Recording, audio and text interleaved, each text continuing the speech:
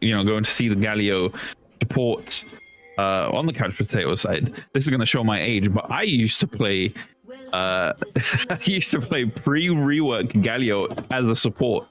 Oh, you poor bastard. As a fun fact for everybody out there that's watching. Yeah, I don't know why. I just thought Galio was just a super cool character. I really liked his voice.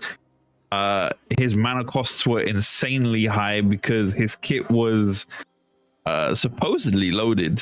And then, newer champs kept coming out with lower mana costs and Galio just got left behind. But yeah, and it's yeah. Yeah, for those who don't know pre-work Galio, his W was his ultimate, basically. It was this huge channel, and the only problem with it is that it was never consistent. It really wasn't. It was a case of like, if you were Galio and you saw a Xin Zhao on the enemy team, you hate yourself. Because that Xin Zhao just accidentally cancels your ult without no intention. Meanwhile, Cheese in the bot lane. Oh, a massive damage coming out onto the Galio first. The trade comes out between Cog and Corki, but favoring the Corki in that back and forth between them. So here's the thing, once again, this Corki pick has been so brilliant because bearing in mind, it was Fondu who wanted that fight. And meanwhile, they're going to have another one. Oh, Ignite comes out onto Corki. Now onto Galio as well. Not as tanky as he wants to be. Flash coming out from lethal tempo value. Oh my goodness. Oh, Flash is in as well. Most likely going to die. Passive. Oh, he doesn't die. 1 HP. Oh my god.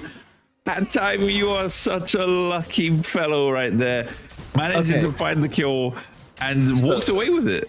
So once again, we've got to jump into this because there's going to be so much action in this game. I'm pretty sure there's a fight in top, but we're going to watch this replay. You see, look at the hesitation here from the Kog'Maw. He keeps wiggling back and forth.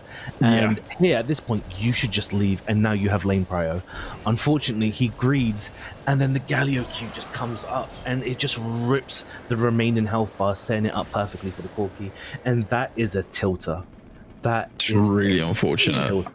This is one of those cases where, like, you need to be happy as an early game champion. You have a lead. You don't need to push it.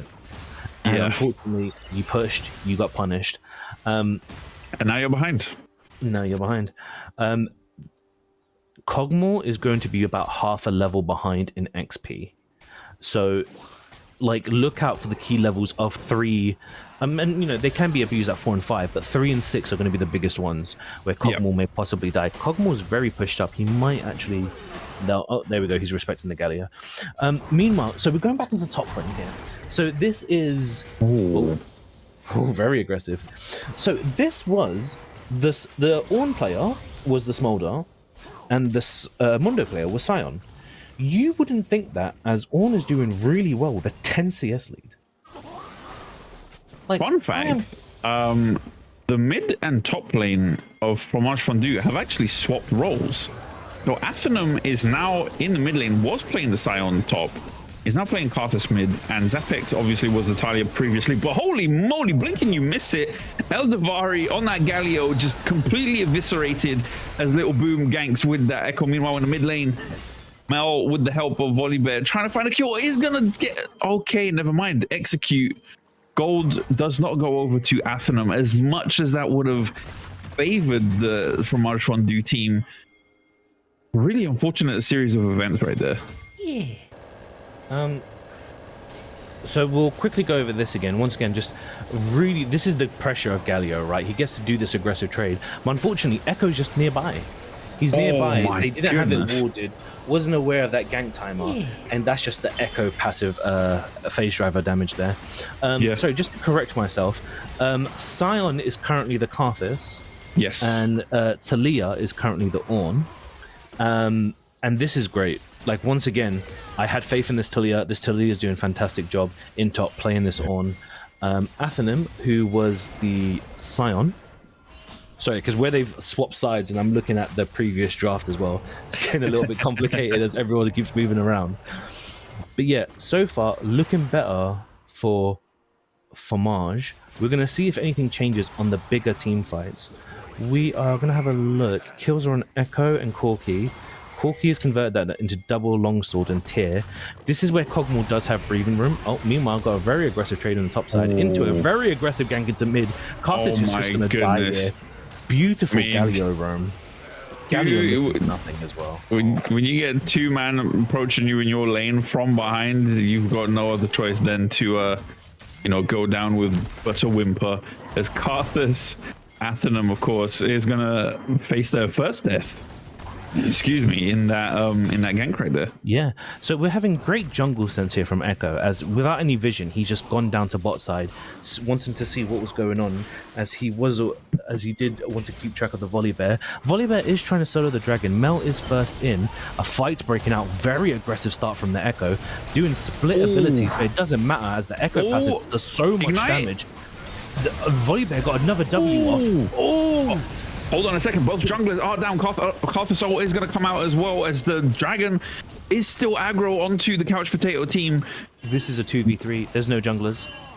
This is completely up for grabs for anybody that's brave enough to claim it, but they are going to respect it. The Mountain Dragon is not going to let Mel recall right there, say, where do you think you're going? You punch me up, I'm gonna make sure you're going to stay here and feel the pain, but yeah, really interesting skirmish right there, as both the junglers end up KOing each other.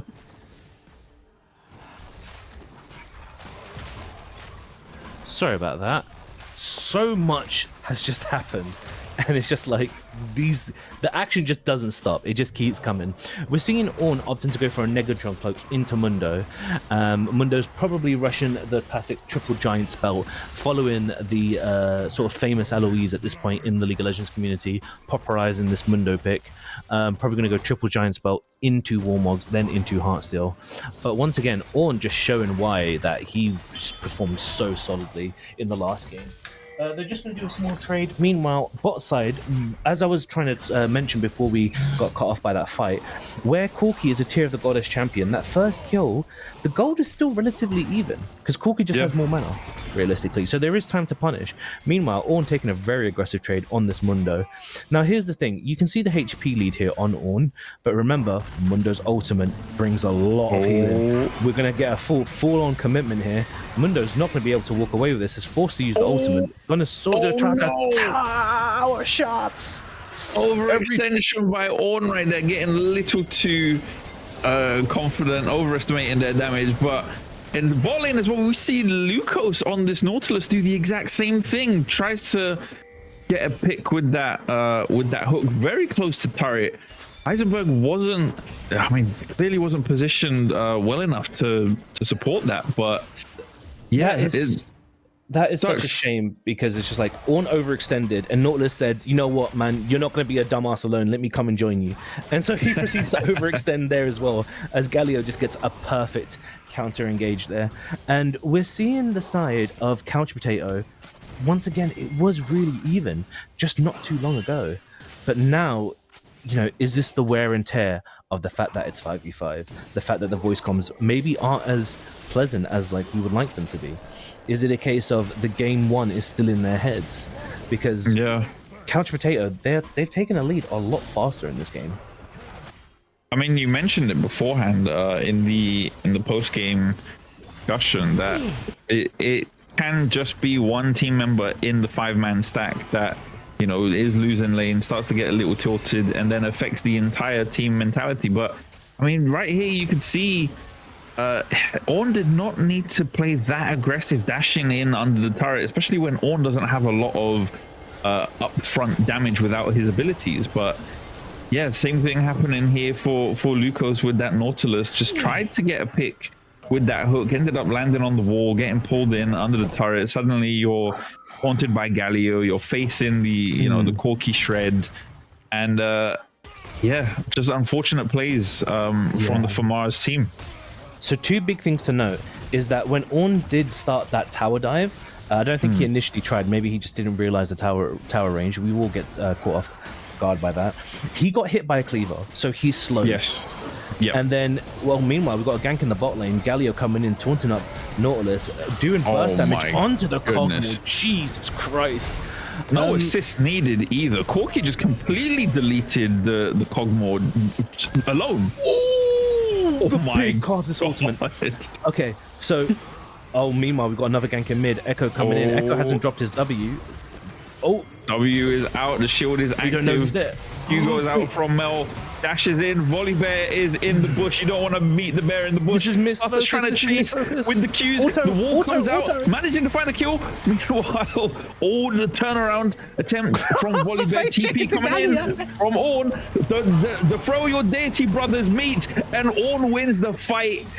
No rivers are going to be carved by Volley Bear this time around as Ornn claims the victory. Galio dash is going to be flashed by Zapex, and that is all she wrote for this mid lane skirmish at 11 minutes on the clock. Okay, Jesus Christ. So much to say, such little time. Before we get into what we just saw, in that bot lane where Nautilus overextended, big thing to point out is that Nautilus hooked the wall, took damage, then he got his Aftershock. So his Aftershock basically did nothing. Here, this Echo did a great gank onto Mel. Unfortunately, his W is a bit weird. Mel flashes over the wall. There was a ward in that bush. They could see Volley Bear coming, still opted to do the fight. Karthus was able to get a kill onto Mel, and then it was just the collapse. The Volley Bear comes in, the Galio comes in. Galio completely surprising Echo, making him burn his flash, and then just a clean up from the TP on the Ornn. Yeah, absolutely. I mean, look on the map. Back to back. So you've got the Volley Bear right here. He face checks. Karthus flash forwards. Here's the bad thing. The moment Mel's on one, just walk up in auto. He wastes too much time here. And unfortunately, this allows Volley Bear to live and sustain and survive. Galio has now shown up. He walked from bot lane, by the way. Like, he saw the fight start to happen and he walked in. Yeah, and then here we've seen the burst damage, and look at that heal, the R. Now we've got the Ornn TP. Ornn is TPing into a 1v2, but is able to snipe the Volley Bear with his ultimate, and is now able to walk out at the cost of his flash. That is so much. That was a hefty fight. I mean, so many things happening in such a short amount of time is exactly why you guys tune in and even play the game yourself. As League of Legends is never short of exciting moments. Great reflect right there by the Mel for the Echo Q. Ornn dashing through the Mundo, but this time on the reverse as he's using it as a defensive option to run away from this Mundo. The Dragon as well is going to be the focus for the couch potatoes right now. Wards, as you can see, we did touch upon Vision in the previous game about how Vision can kind of represent how the team is coordinating with each other, and also where exactly they are in terms of skill level with the Vision, but not too many wards being placed about this pit, and the Dragon is going to go over to the couch potatoes. Okay, so big thing to point out, unfortunately, the Mundo player doesn't watch too much Eloise, as he's just fully bought the Warmogs. This is really bad because he can't actually trigger the Warmogs passive. Meanwhile, absolute nukage in the mid lane. Jesus Christ, the tower dive. Oh my goodness. So much damage. That's exactly what Volley Bear excels at. You're talking about Mundo's passive. Arthur's passive is what got proc there.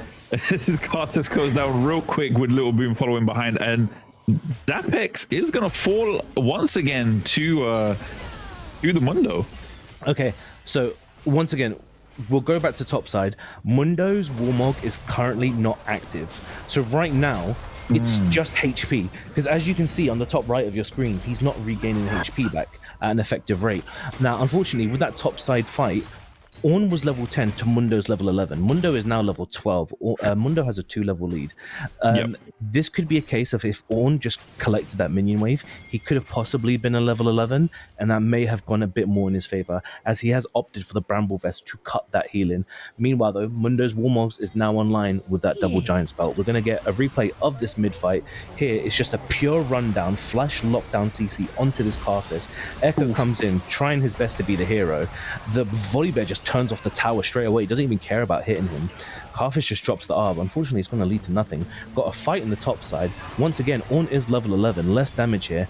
Is Mundo picks up his passive? Yes, he did. Ornn should not have allowed that. So once again, so much healing from the side of Mundo there. And because I believe where Mundo doesn't auto attack that frequently in that small trade, the Grievous could have dropped. As you saw, the healing was at 16 and went to 110.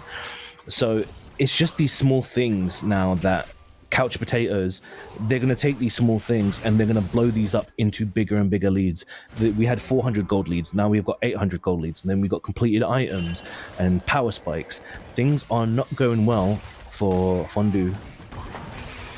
Absolutely. I mean, it seems to be running away from them at this rate. 5 kills to 11, 2 dragons on the side of Couch Potatoes, 2,700 gold difference between the two teams. Yes, it's looking fairly unfortunate for the Fondu team as Skirmish breaks out in the bot side. Galio ult coming out is only going to hit one member who's trying to run for the hills, but is going to get pulled back by the Nautilus. Meanwhile, Little Boom trying to jump in onto the Corki. The Cogmore artillery shot trying to get the Corki, but unfortunate there, doesn't manage to find the kill. Will only walk away with the one on the Galio. So this is absolutely fantastic, right? When you're behind and you can get these shutdowns and get these kills, it gets you back in the game, right? It gets the morale going. Now, the thing is, they need to do that more frequently. Things need to get punished more. Speaking of punish, Volibear's coming top, and he has his ultimate. He's going to turn off that power if he needs to, but they're not even going to bother. They're just going to ignore him. He doesn't even get the ram headbutt. They're going to run him down. Meanwhile, Echo's going to come in for the save again. Volibear uses displacement immunity, not affected by the stun. Just going to run down that top laner, and now Volibear with Cosmic Drive is able just to run down Echo. Massive damage coming out right there from the Volibear.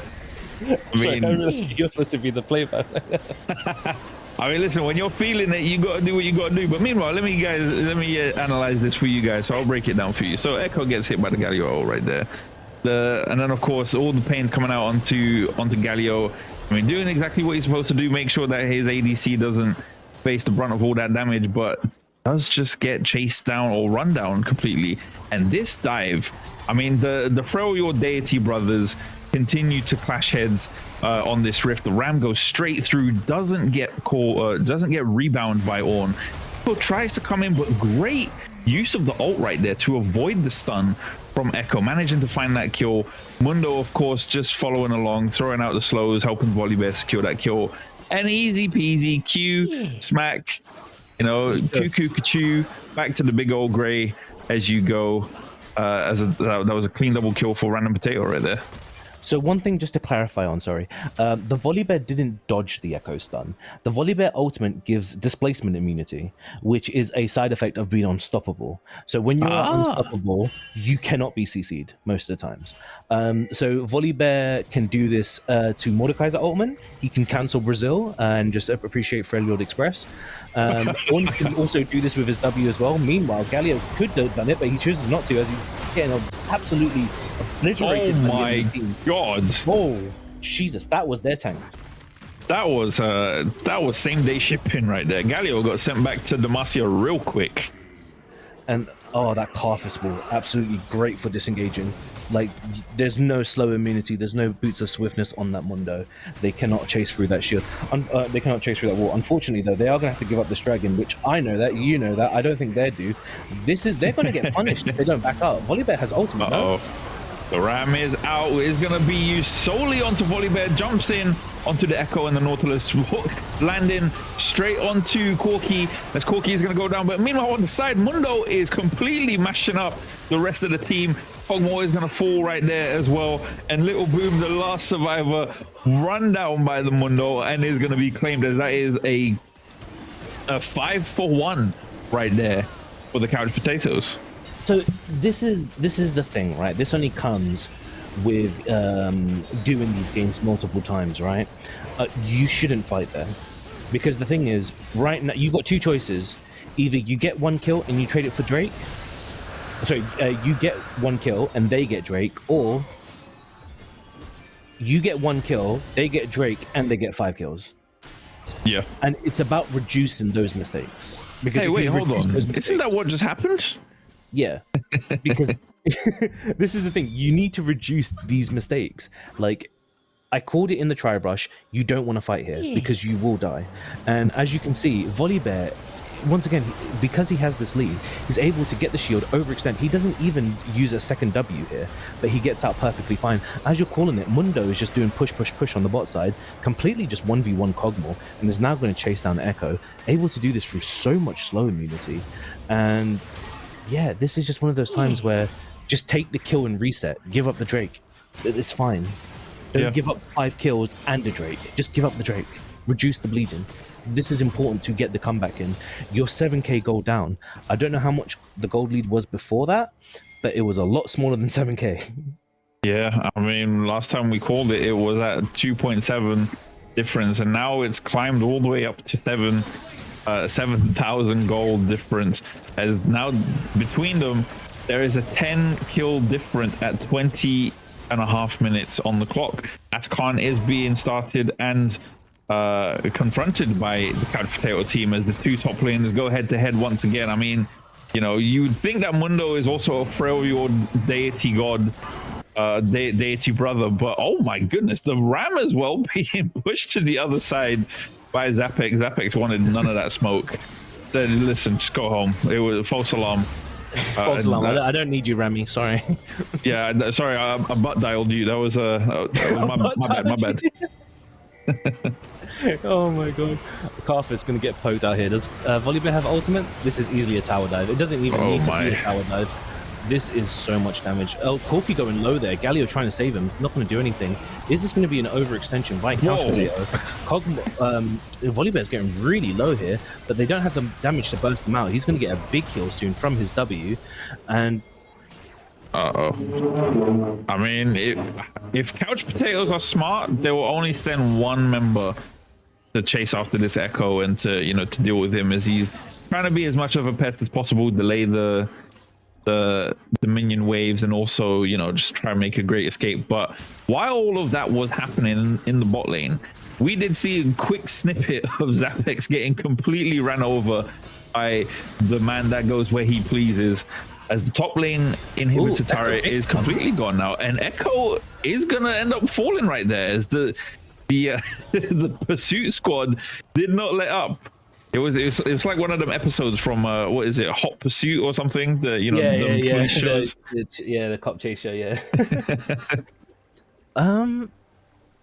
Wow, this is really difficult here, because once again the gold lead has now grown to 10k, and Dragon Soul is swiftly approaching.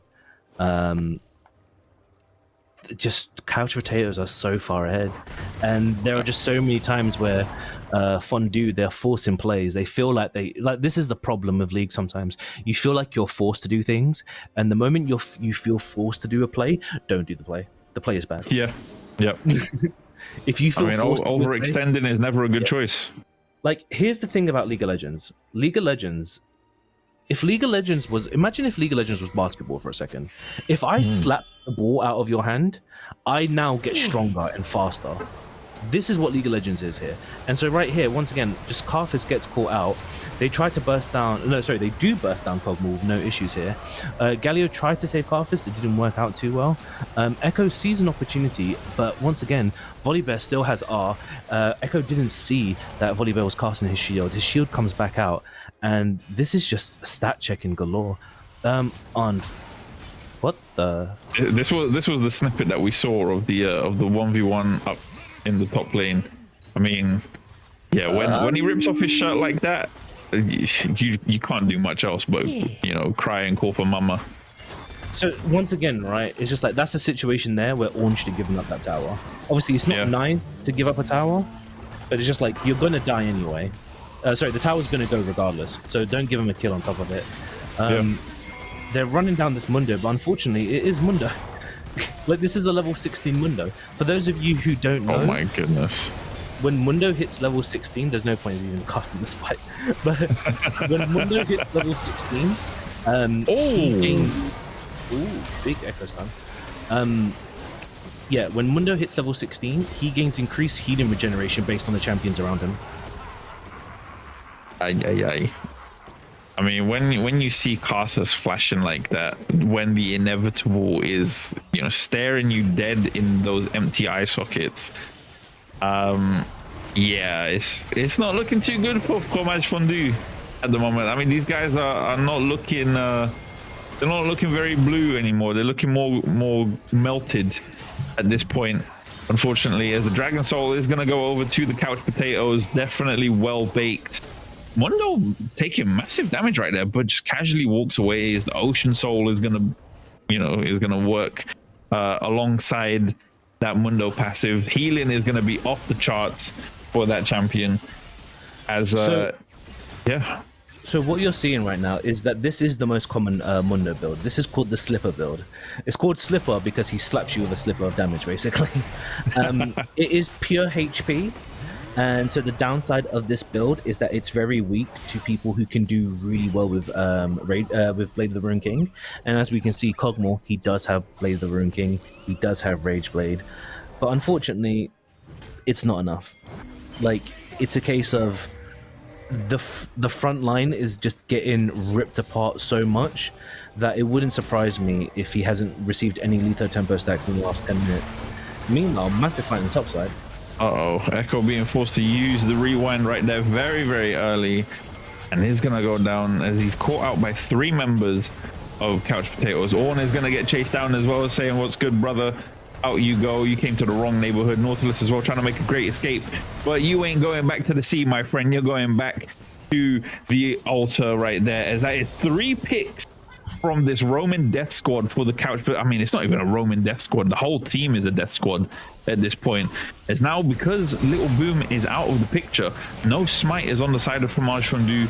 No possibilities, well, a very low possibility of a steal, as this Baron is now going to go over to the Couch Potatoes. So, unfortunately, this is just going to be one of those games that it just needs to be a great learning lesson sort of thing.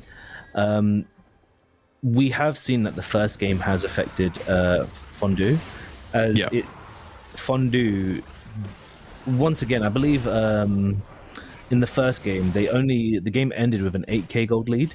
It's now 15k.